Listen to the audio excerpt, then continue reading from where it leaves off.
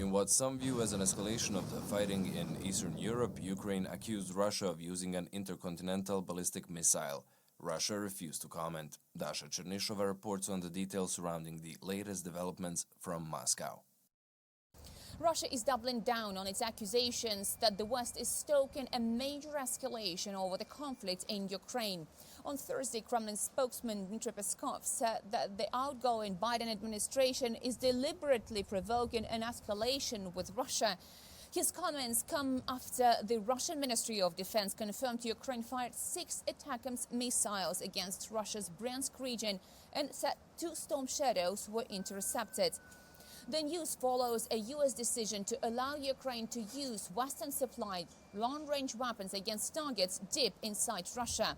Several Russian lawmakers called this step an escalation that could lead to World War III and the end of Ukrainian statehood. Earlier this week, Russian President Vladimir Putin changed the country's nuclear doctrine, lowering the threshold for the use of nuclear weapons. The new framework would mean that an attack against Russia by a non-nuclear country supported by a nuclear one would be regarded as a joint attack.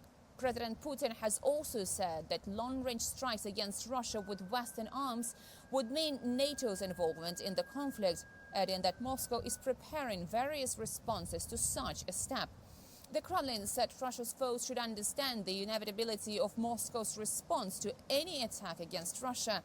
On Thursday, Foreign Ministry spokeswoman Maria Zakharova said that a U.S. ballistic missile defense base in northern Poland is another, quote, frankly provocative step and a series of deeply destabilizing actions by the Americans and their allies.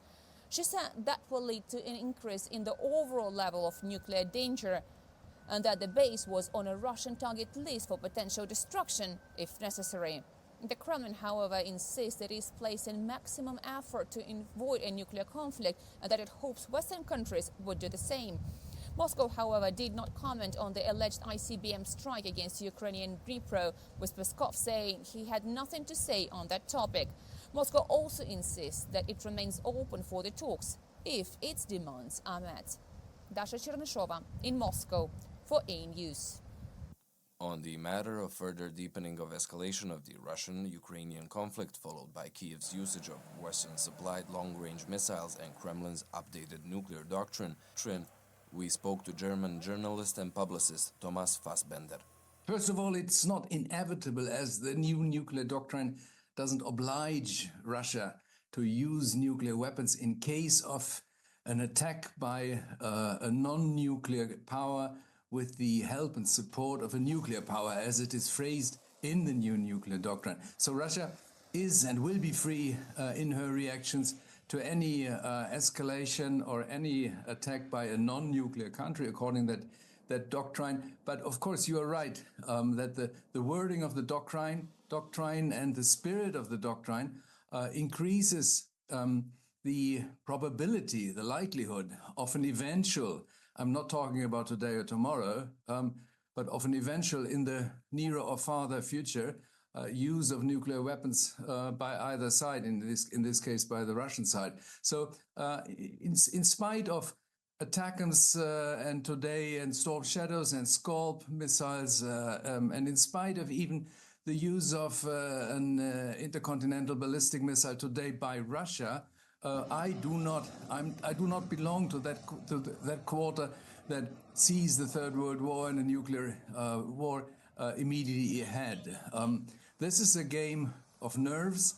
This is a game of politics. This is a game which is pretty much in collusion by the two American presidents, the incumbent and the sitting and the future one, Mr. Biden and Mr. Trump. And it is a game of nerves that I expect the Russians are not so very well prepared for it. So there remains an element of risk here. But now, as we can see for the last few days, let's say the Americans are playing hardball. Neither side really wants to destroy or incapacitate or somehow go too far as with respect to the damages to the other side, as both sides have in view forthcoming negotiations, sitting together at the negotiation table at some time after the 20th of January in 2025. Even Mr. Zelensky yesterday has acknowledged that his country will have to reckon with as he phrases it, temporary loss of some territory to Russian control, which of course he is committed and optimistic to regain at any further point of time, which we may leave open at this moment. But in any case, Mr. Putin has signaled his willingness to negotiate. But it's going to be, and I think this is a bit to the surprise of the Russians, who may have expected a soft landing of this war, and a soft landing in an armistice of some more or less peaceful nature. It's not. It's going to be a landing, but it's not going to be a soft landing for them. Whether this is about long-term military strategy, I would put under a certain doubt, as I think at this point of time, both sides assume that there will be a start of negotiations sometimes during the coming months. Yeah, people are talking about 2025 definitely, which is a time frame of 13 months. We should not forget. So that's quite a bit.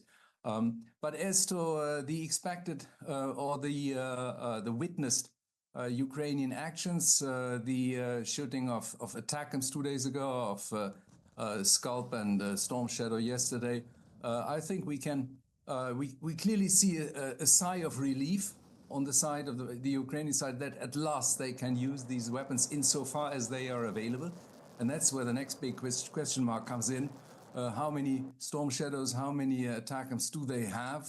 How many are the allied forces, the UK and the France and the USA are willing to release at this moment? And of course, how will the Russian answer will play out? I assume, which is pretty much my subjective personal assumption, that the Americans, and as I said, both presidents, Biden and Trump, are willing to push Russia in the corner because they understand that Mr. Putin will only act and react rationally or somehow if he's been pushed in the corner. So they are risking a possible nuclear retaliatory strike, and they risk it by assuming or by betting on China to step in and make clear that there will be no nuclear war in this Ukraine theater. And China has been very clear of this, and I would say all the non-Western, non-European countries, they now comprise more than 50% of the world economy. They comprise more than 85% of the world population, and they do not want a nuclear war at this point of time. Speaking earlier on the US authorizing Kyiv to use American-supplied long-range missiles to strike within Russian territory, Ukrainian lawmaker and member of Parliamentary Committee for Defense and Security, Serhiy Rahmanin, had this to say. How many missiles will we have? Will there be new missiles? What type of missiles are we talking about? There are a lot of open questions. What does this give the defense forces, the armed forces of Ukraine? It is definitely not a golden bullet. It is definitely not a miracle weapon, but it surely enhances the capabilities of our defense forces. The distance at which the Army tactical missile system can operate, in the version of 300 kilometers, offers a sufficiently large number of stationary targets. Biden still feels, if not complacency, then certain obligations to Ukraine. He was restrained during the pre-election campaign. What he believed to be extremely drastic moves were not supposed to hurt the Democrats' chances.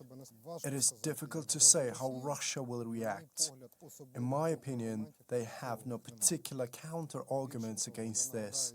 Moreover, I remind you that they also consider the occupied Crimea, Donetsk, Luhansk, Zaporozhye and Kherson regions to be their territory. The fact that the rest of the civilized world does not think so does not stop the Russians. That is, de facto. From their point of view, strikes on Russian territory have already taken place.